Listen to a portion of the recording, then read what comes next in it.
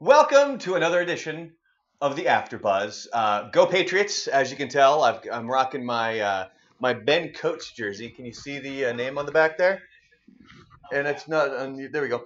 Can you see the name on the back there, kinda? How There about it that? is. All right. So I've had this jersey since I was, oh good lord, 16 years old, I think. Wow. So this was back when Ben Coates. And it's funny, like just a few weeks ago, I think NFL tweeted out like, is it NFL or the Patriots? Something like Ben Coates was Gronk before Gronk, and you go look back at highlights of the way Ben Coates played and just how freakishly athletic that dude was, and how massive he was compared to everybody else. He kind of was. I mean, if you don't believe me, just go to YouTube and go look up like Ben Coates for the Patriots highlights because he really was. He was kind of Gronk before Gronk. Is it the lucky jersey? Do you wear that on those days? Oh, we'll get to that. We'll get to that here in a All moment. But anyway, so just a couple of topics today, but they're going to be kind of involved topics. We'll get into the Super Bowl a little bit, and then I also want to talk about the podcast, which was finally announced. I know I brought it up here on the AfterBuzz a few times that I was doing a podcast with somebody far more famous than me, but I had never said who it was, and it was announced earlier this week that it is Shim, former lead singer of Sick Puppies, now doing his solo stuff. So we'll cover that. I'll cover kind of the, how he and I met, and how the podcast kind of came about, and how he ended up doing a song that not a whole lot of people know that he did this song. So anyway, so let's start with the Super Bowl here. And if you want to get into the luck of things and all the weird kind of crap that I do during games, I did put up a whole blog about this over at buzzadamshow.com. And the whole blog is about all the stuff that I did during the game because I'm a weirdo. And the title of it is How I Helped the Patriots Win the Super Bowl because, according to me, I am the one that basically won it for them. It wasn't Stephon Gilmore's interception. It wasn't the defensive play by Dante Hightower or Kyle Van Noy. It wasn't Julian Edelman constantly being open. Quite frankly, the reason Julian Edelman was open the entire game was because I was doing my weird shit at home. And like producer Dave just asked, is this my lucky jersey? That depends, because it kind of changes every year where I try to find some sort of a Patriots outfit. Like I've got my Do Your Job shirt, which I've worn on here a few times. I've got this jersey. I've got a University of Belichick hoodie. I've got just a regular Patriots hoodie. I have a couple of other Patriots t-shirts that just have the logo on it. So there's options there. But over the past couple of seasons, I've kind of locked into the Do Your Job shirt. That's kind of my game day shirt. That's what I wear during game time. So this gets brought out very, very infrequently, and I usually don't wear Patriots stuff until right after the season and if they won the Super Bowl, which is why I'm wearing this. I wore the Do Your Job thing on my t-shirt on Monday. I'd wear the Belichick hoodie, but I can't really get into it now because it's kind of a form-fitting hoodie, and I can't really get into clothes like that right now because of my shoulder. Yeah, so it's very, very distinct in my attire and what I wear. I do have a sweet hat that Glenn's mom made me. Glenn's also a Patriots fan, Double G, our midday guy.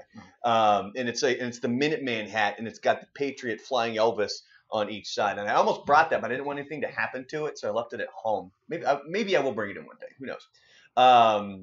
When they win next year. Yeah, when they win next year. But yeah, so there's a bunch of really weird things, and it's so funny because I was working during the Super Bowl, and I'm kind of producing some stuff.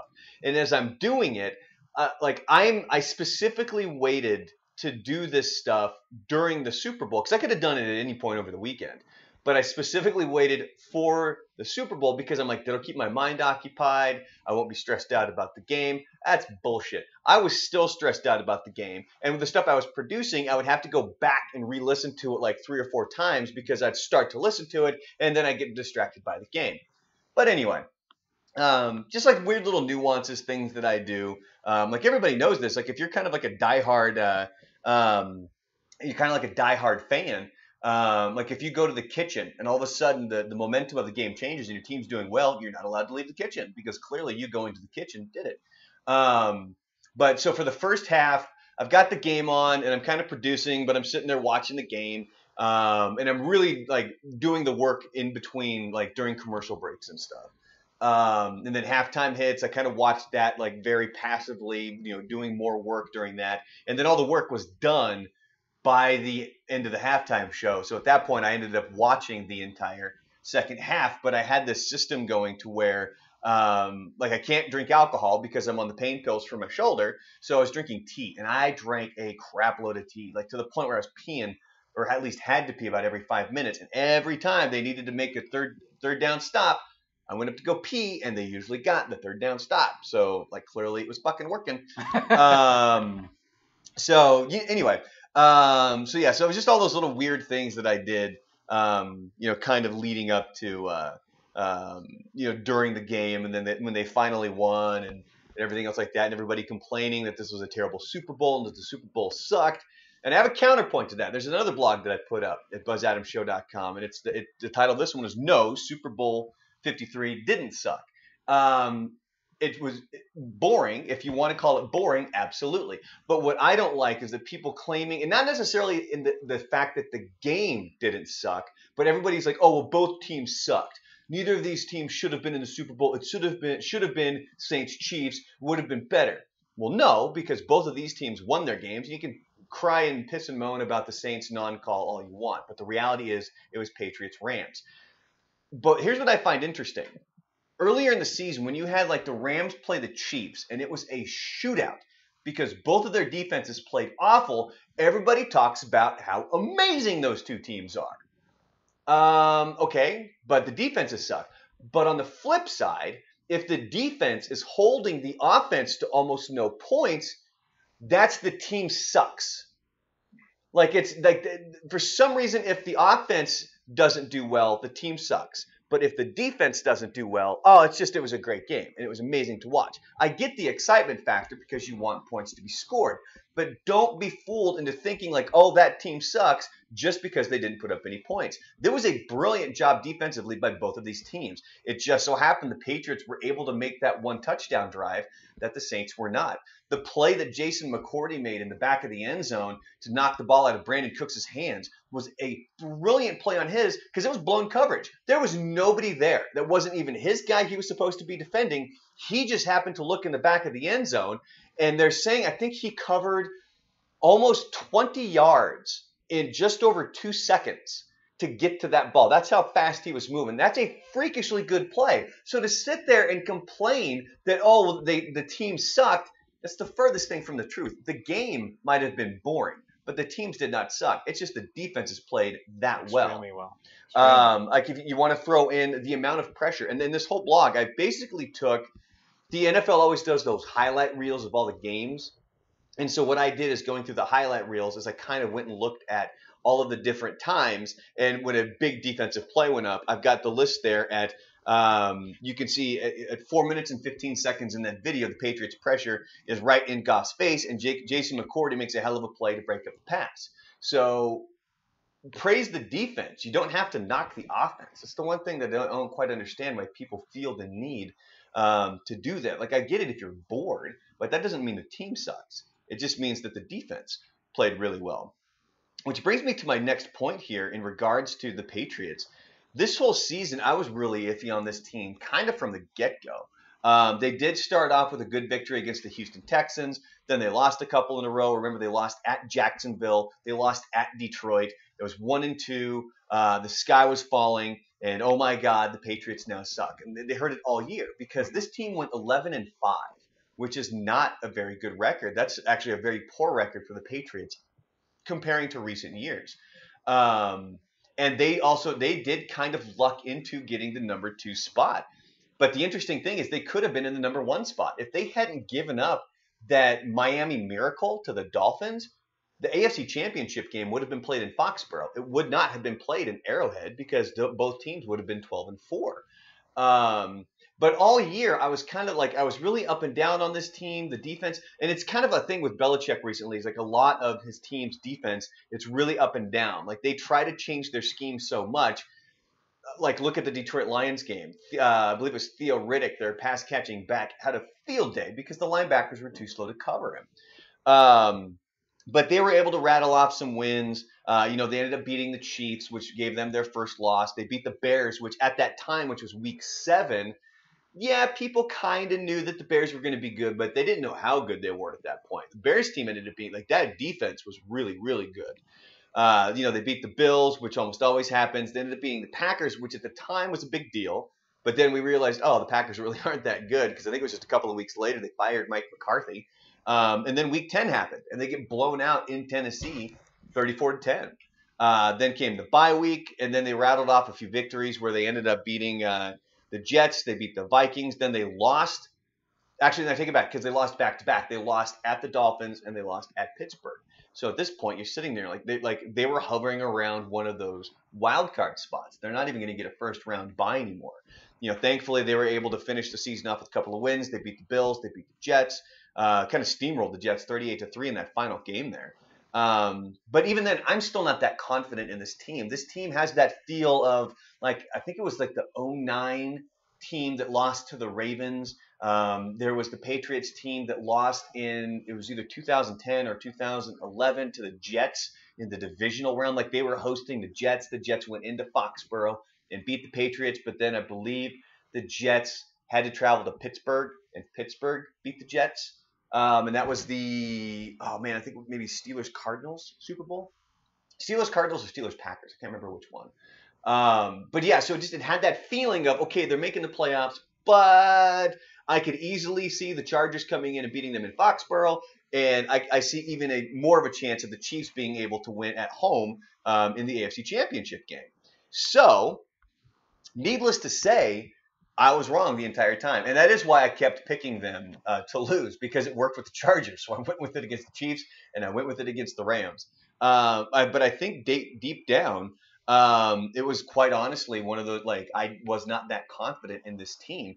And if I were to rank all of the teams that won a Super Bowl by the Patriots, my gut reaction would be put them at number 6. Like, of the 6 title teams, this one has to be probably the worst Patriots team. But if you look at what they did just to make the Super Bowl, and then in the Super Bowl, where they beat the Chargers were damn good this year. Like, Chargers were really good. Chiefs, phenomenal. Most points scored. You got Mahomes tying the record for most touchdowns in a season. Like, that's a pretty damn big deal right there. And then to take on the Rams and hold them to 3 points. Only the second time that's ever happened in the Super Bowl, to hold a team to 3 points. That team's damn good. So I struggle between, were they the 11-5 team and they just kind of hit a hot streak at the end? Or were they really the team that dominated these great teams in the playoffs, and the 11-5 team was they were just trying to find their step? But I like looking back at the playoffs and who they beat and how they got there and got to the Super Bowl trophy. That really kind of, I think that showed more about who this team was than the loss to the Lions and the Jaguars. But anyway, so we've got, that's enough Super Bowl talk, at this point. Let me check in the chat here really quick. Brady became the MVQB of all time, and he was there to see it. Brady's been probably the best quarterback of all. He tied Brady. Manning had 55 touchdowns in a season. That's right, when he did it with Denver. When that first season he went there, and he was just fucking putting up stats. And then it was like a year later where Manning sucked. So the fact that Brady's still able to do what he's doing is that much of a big deal. But anyway, so that's enough Super Bowl talk. Check out the jersey. It's my Ben Coach jersey. Have this thing for fucking years. It's awesome. But anyway, we'll move on to Rockstar 101. So this is the podcast that Shim and I are doing. And to start things off, Shim and I started this thing, it was at least, I think about 3 or 4 weeks ago. But we'll rewind even further because I've known Shim for less than a year now. I've been a huge Sick Puppies fan for, probably about 10 years at least. And so last year, he came into town. He was doing an acoustic set to kind of promote Hallelujah and the solo album that had not been released yet. And I remember that morning he was running late. Something happened with him and Kevin. For some reason, Kevin called me and the voicemail didn't go to my voicemail. And like Kevin got all bent out of shape. He's like, why didn't you get my voicemail? And I'm like, look at my phone. It's not fucking here, man. Like, that's why I say text me. Like, don't fucking call me. But anyway, so Shim showed up. We had a blast. He was going to go do an acoustic set during lunchtime at a place that's kind of right down the street from our studios. And he kept telling me, he's like, dude, like you need to come, you need to come hang out. You need to come to the show. So I got a hold of the wife, or at the time fiance, and I mentioned it to her, and I'm like, do you want to go see this acoustic show? Because this was a Friday, and on Friday she gets off work early. So she said, sure. So we went, got to see it. Shim kind of pulled me aside when I first got there. And so this is obviously before the album is released. And so before in the studio, he played me a couple of tracks. And then when I got there, he played me the song Don't Wake Me Up, which is just it's a really deep, dark song. I love the song. But there's a lot of people who are like, oh, that's like it's too deep or it's too dark. He's got some really interesting stories behind that, but we'll probably cover that in the Rockstar 101 podcast. But we did the acoustic set, then we went over to Angry Owl to go get some drinks and some food, and we're just kind of shooting the shit. And so he was really pleased with the song. He just wanted to get people's reactions to it. So occasionally people would go listen to, he would have it on his phone with headphones, and they would go outside so they could listen to the song with no distractions. So it was my wife's turn, fiance at the time. So she takes the headphones and she's listening to it. She actually stayed inside though. So as she's listening to the song, I get to talking to him about our upcoming wedding. And he's kind of giving me some advice, and he's telling me all these different things. And he told me flat out at this point, he goes, look, he's like, if you get nervous and you need somebody to talk to that's not a family member or somebody who's there, he's like, call me. He's like, I'll pick up, I'll talk to you. And I was like, this guy's full of shit. He wouldn't do that. So anyway, so my wife's done with the song, and she kind of takes the headphones off, and she makes the comment, it's almost like you know my demons. Because the way that song is written, it's very close to him, but it's also one of those things that you can put yourself in that situation. Chances are, if you've lived enough life, you've probably been this down and out before, and that song it's for that. Because the way that he described it was he had been to an Imagine Dragons show. And the dude from Imagine Dragons is talking about how this song's all about positivity, and this show's about getting through the bad stuff. And Shim was like, well, what about when you're going through the bad stuff? He wanted to write a song for that, and that's what Don't Wake Me Up is all about. So my wife makes the comment, and he's like, can I use that? And so he starts to type it into his phone, and I said, I was like, yeah, absolutely. I go, but you need to show up to our wedding and perform. Kind of as a trade. Yeah, you could use my wife's quote, but you need to show up and perform at our wedding. And he kind of laughs at it, and he goes, he's like, I probably can't do that because, well, he lives in Australia. Right. He goes, I do have a song that I could probably give you. And so we just kind of, laugh it off. And, I don't know how serious he is at this point. And so the wife and I got to go because we got to go pick up the kid. She's already been, with whoever's babysitting her for far too long at this point. We're like, okay, we need to go get the kid. So as we're leaving, he gets up. He's a hugger. So, get a big old hug. And we're just kind of goofing around and stuff. And as I'm leaving, he made the comment. He's like, I'm serious about the song. And I'm like, I'm going to hold you to that, man. If you got a song, throw it my way, email it to me. And, he made sure that he had my email and everything else. And so we, kind of leave it at that. And I don't think really anything's going to come of this. I'm like, yeah, he was a cool dude.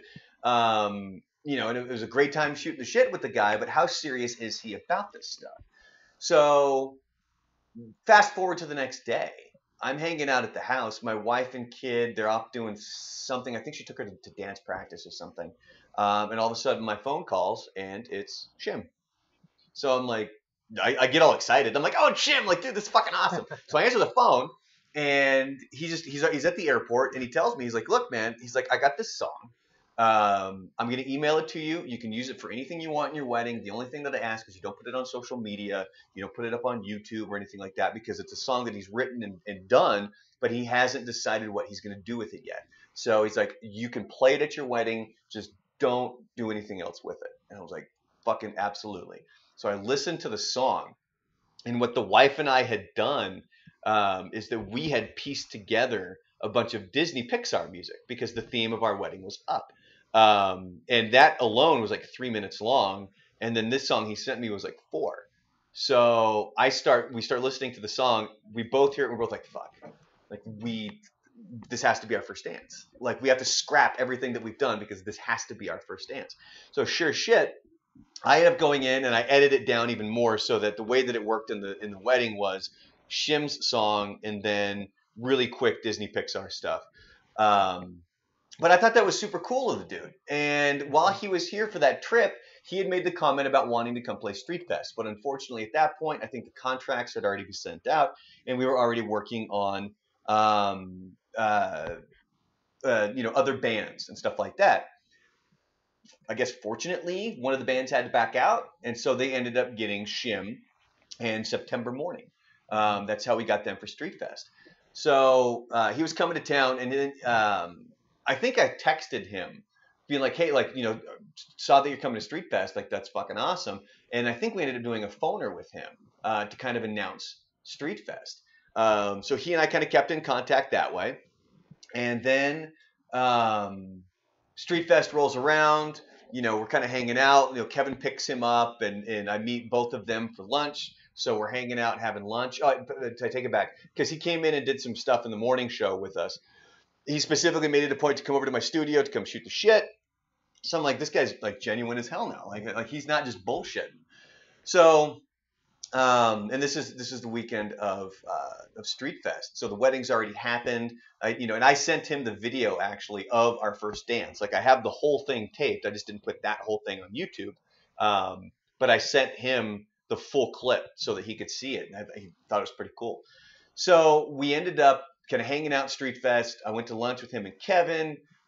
Street Fest happening. He's performing. We're kind of wandering around. We end up hanging out with him at Street Fest afterwards. Like, we partied till like 4 or 5 o'clock in the morning, basically. Wow. Is what happened. Like, it was way too fucking late.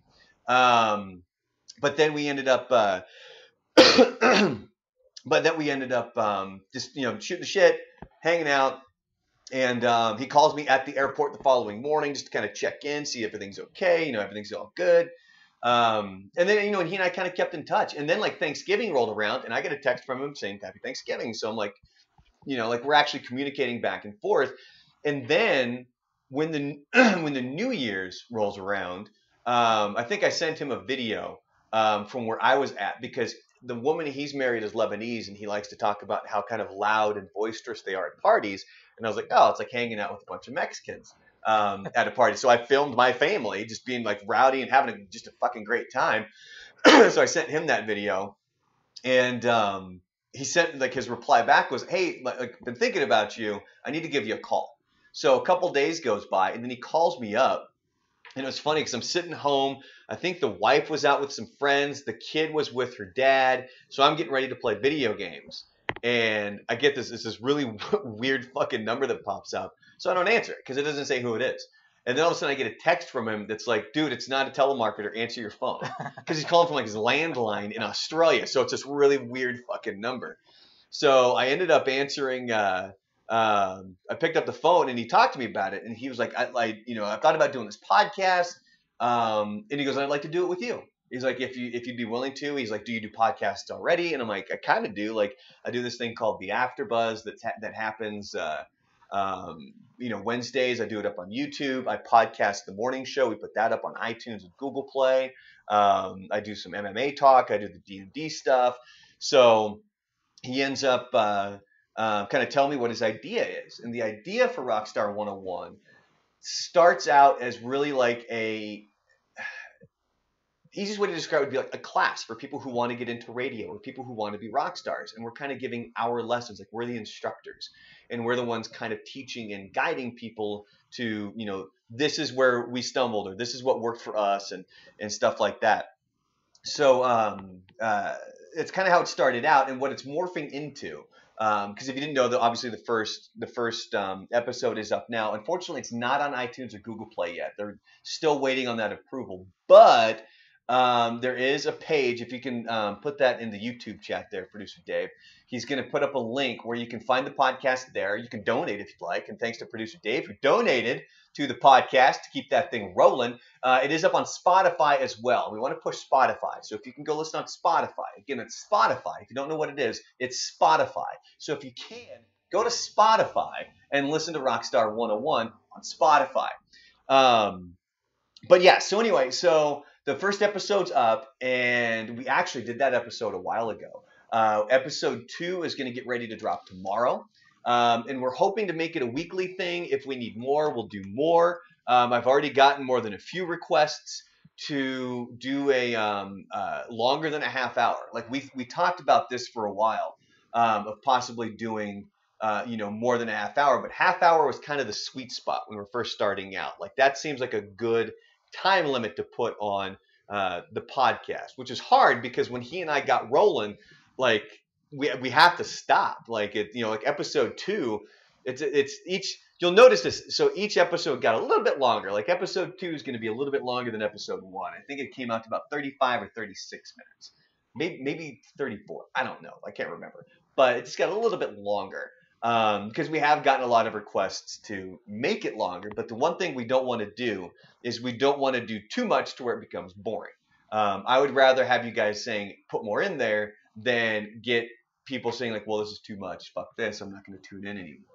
But yeah, if you can, go to Spotify, start following it, subscribe to it, everything that you can for Rockstar 101. It's going to be me and him talking about a bunch of random stories about, myself being in radio, about him being a rock star and all the stuff that he's kind of, had to go through, especially coming from Australia, going to Los Angeles, being in a band and then not being in a band and having to go solo. For myself, I started out, in college with a lot of praise from my instructors, but it took me a year and a half to find a job. My first job was part-time in Eugene, Oregon, and I made a leap from like market 150 something to market 12, going to Miami, Fort Lauderdale. Then I spent time there. I got fired from there. Or I guess laid off would be a better, just to save money. Isn't that the technical term? Yes. Laid off if it's for money purposes. And then I went back to school. That didn't go well. Like there's a college station that I worked at in Florida that just was not a good experience. It was very poorly run. Like they were wasting opportunities down there. They had a ton of really good stuff going their way, and they were actively just shooting themselves in the foot. So that kind of helped lead to my decision of fuck this, I'm out of here. Ended up in Portland, ended up in El Paso. So all of that stuff's going to be covered here on the Rockstar 101 podcast, which you can find on Spotify. So if you have Spotify, by all means, go to Spotify and type in Rockstar 101. Spotify has the green logo. So if you don't know it, it's Spotify. And you can find the Rockstar 101 podcast over there. So at this point, highly doubt I can be a rock star, but I'll still listen, says Erica. Well, yeah, I mean, and that's another goal too that I've kind of been trying to push on this podcast is that, yeah, it's for people who want to be rock stars or radio people or anything like that, but it's also just we want it to be entertaining to just anybody. Like we want it to be the kind of stories. We want to talk about pop culture. We want to talk about things like here on the AfterBuzz, you're going to hear probably more sports stuff. Me talking about the Super Bowl or basketball or whatever the case may be. Shim doesn't give a fuck about sports like whatsoever. So that's not going to be something that we cover in Rockstar 101, but we will talk about movies and other music and stuff like that. So, and he's just a ton of fun to shoot the shit with. So hopefully that comes off when you guys listen to the podcast. And if you guys want to, you can always give feedback. You can shoot me an email, brandon@buzzadamshow.com. Again, another thing that we're also doing is that we're looking to get questions from the audience. We've gotten some, like I'm directing people mostly towards his Twitter page, which is @ShimMoore, ShimMoore. So you can ask questions there, or you can certainly ask me here. But like when you hear it on Loudwire Nights and stuff like that, I'm pushing his social media. But for me, you can always fire off questions. It's brandon@buzzadamshow.com. You can shoot me an email there. And hell, you can put in some questions in the YouTube chat here. And if I remember them, I'll bring them up. But on that note, we're just about on a half an hour here, so we can start wrapping up this edition of the AfterBuzz. If you guys have any questions, by all means, fire away here in the 60 seconds, and I'll try to get to them as quickly as I can. It can be about the Super Bowl. It could be about the podcast. It can kind of be about whatever.